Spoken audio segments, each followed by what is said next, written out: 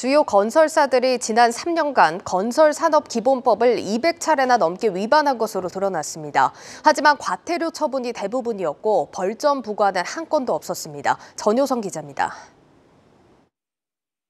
한국경제TV가 입수한 건설산업기본법 위반업체 명단입니다.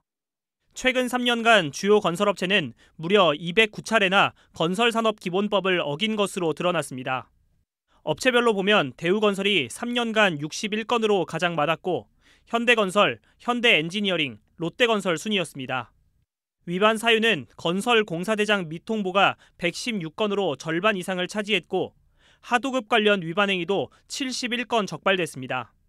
특히 하도급 문제는 건설 현장 안전사고의 원인으로 지적받으며 불법 하도급을 엄단해야 한다는 목소리가 커지는 상황.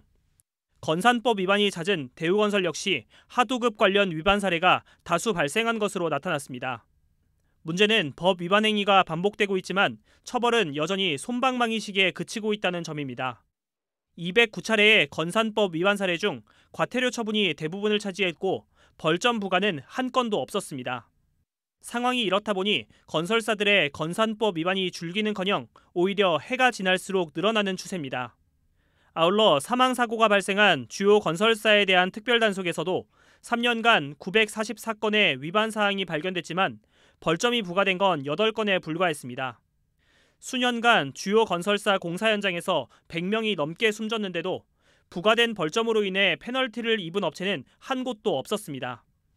건설사의 법 위반에 대한 점검이나 벌점 부과가 제대로 이루어지지 않는 것으로 보입니다. 현장을 직접 점검하는 지급의 방식으로는 불법 하도급 분절이 어렵습니다. 직접 지급제를 의무화해서 원천적으로 불법 하도급을 막고 적발도 손쉽게 할 수 있도록.